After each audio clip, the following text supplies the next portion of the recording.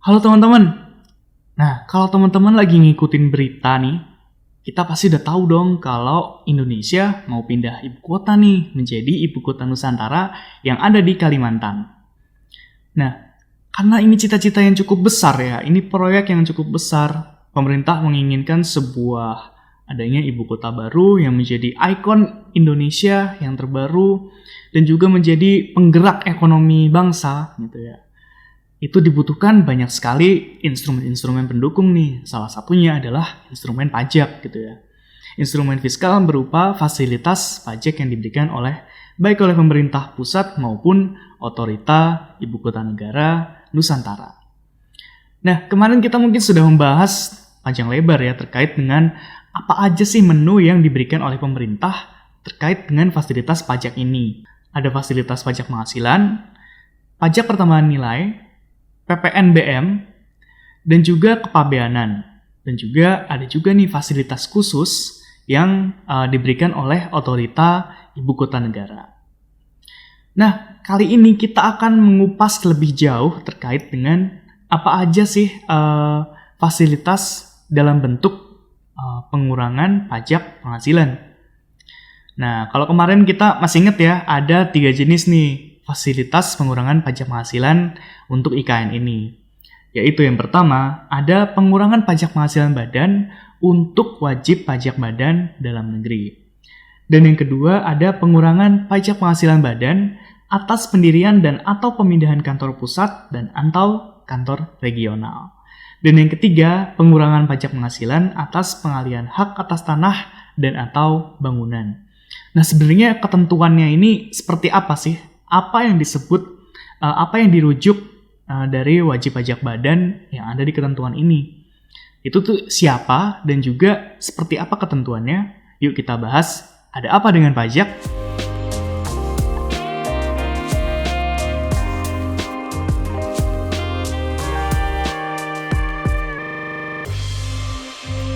Oke teman-teman, langsung aja kita bahas ke jenis yang pertama, yaitu pengurangan pajak penghasilan badan atas wajib pajak dalam negeri.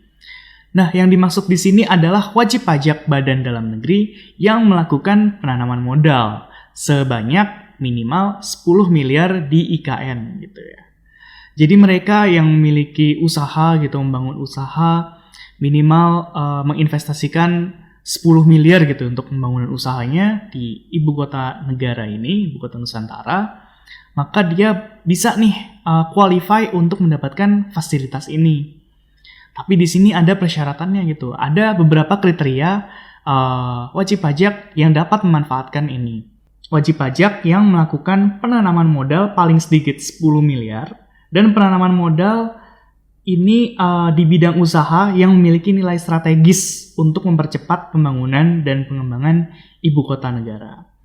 Nah, yang disebut dengan bidang usaha yang memiliki nilai strategis ini apa aja sih? Pertama, infrastruktur dan layanan umum. Kedua, bangkitan ekonomi. Dan ketiga, bidang usaha lainnya.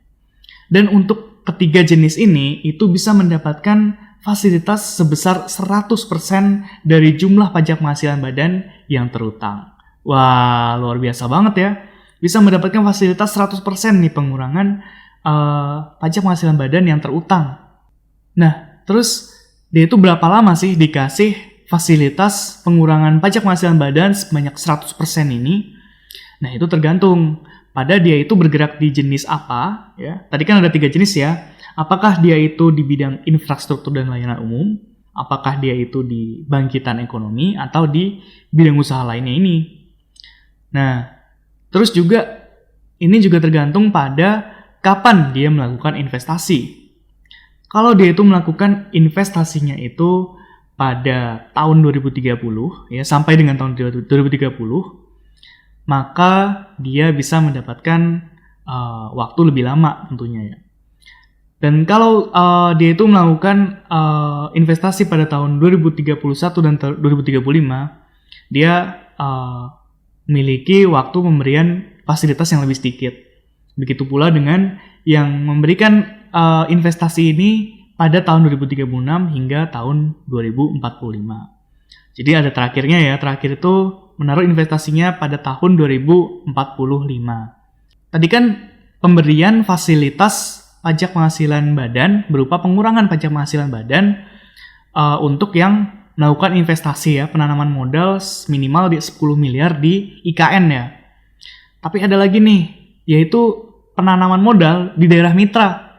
Jadi nggak hanya di IKN, tapi kalau kita melakukan penanaman modal di daerah mitra, itu bisa juga mendapatkan fasilitas pengurangan pajak penghasilan badan sebanyak 100% tadi nih.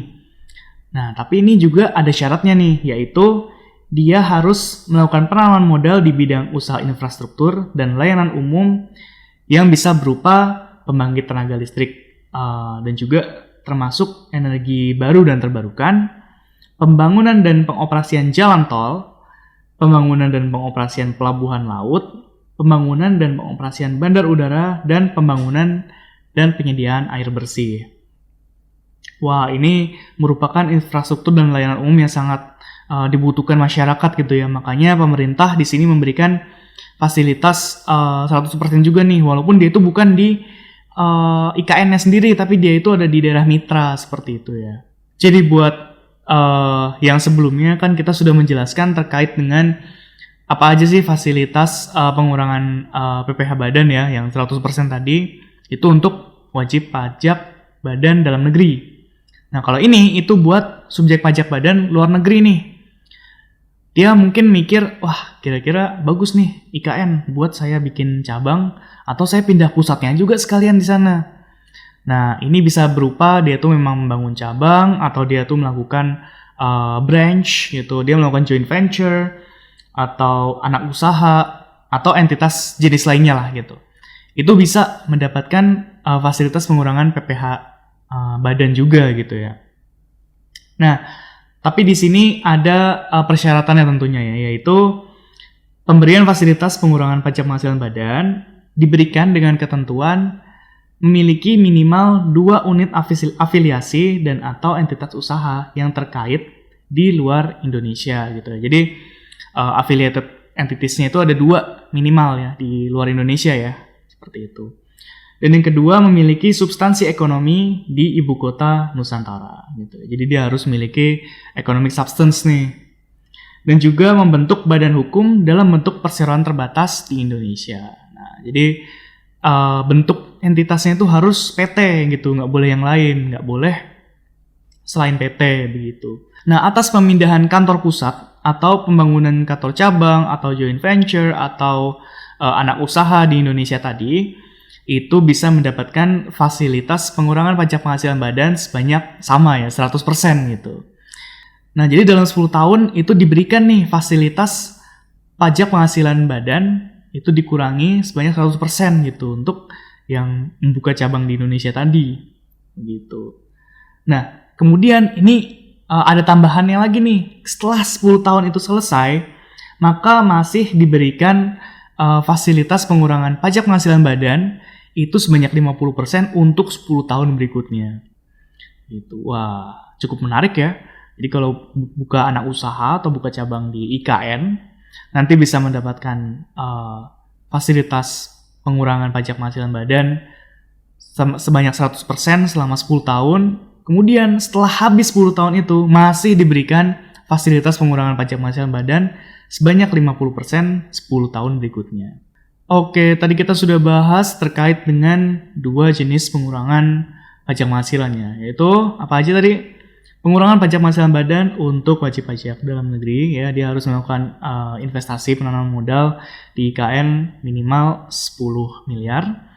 Kemudian ada juga pemberian pengurangan pajak penghasilan badan untuk yang mau membuka cabang gitu ya, atau memindahkan kantor pusatnya ke IKN gitu ya, buat subjek pajak luar negeri. Nah, yang ketiga ini adalah pengurangan pajak penghasilan atas pengalihan hak atas tanah dan atau bangunan.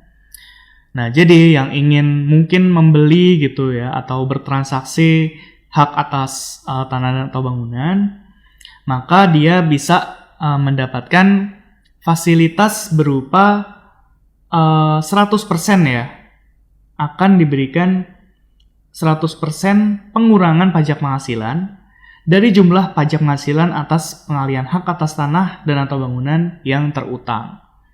Nah, di sini syaratnya adalah fasilitas pengurangan pajak penghasilan atas pengalihan hak atas tanah dan atau bangunan diberikan dalam hal terdapat pengalihan hak atas tanah dan atau bangunan kepada pembeli yang merupakan perolehan hak atas tanah dan atau bangunan di ibu kota Nusantara yang ke-1. Seperti itu ya. Nah, di sini syarat yang lain adalah harus dilakukan sampai dengan tahun 2035. Jadi fasilitas ini tuh cuma dikasih sampai tahun 2035 doang nih. Jadi kalau misalnya teman-teman di sini mau bertransaksi gitu ya, mau membeli atau mau menjual yang tanah ataupun bangunan di IKN, mungkin bisa pertimbangkan untuk bertransaksinya itu dalam waktu dekat ini ya, sebelum tahun 2035. Karena mumpung nih masih bisa mendapatkan pembebasan dalam bentuk pengurangan pajak penghasilan atas pengalihan hak atas tanah dan atau bangunan nih. Gitu ya.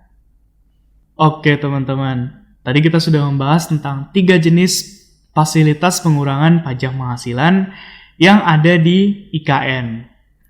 Sebenarnya untuk fasilitas pajak penghasilan ini untuk IKN masih ada banyak ya. Ada pajak penghasilan atas kegiatan sektor keuangan di financial center, ada pengurangan penghasilan bruto, ada pembebasan dalam bentuk ditanggung pemerintah ya untuk PPh pasal 21 dan bersifat final, ada juga pajak penghasilan final 0% atas penghasilan dari peredaran bruto usaha tertentu pada usaha mikro, kecil, dan menengah. Dan juga ada fasilitas-fasilitas lain dalam bentuk fasilitas PPN, PPNBM, kepabeanan, dan juga fasilitas pajak khusus tadi ya untuk IKN ini. Mungkin kita bisa bahas di kesempatan berikutnya. Sampai jumpa di kesempatan berikutnya. Stay curious.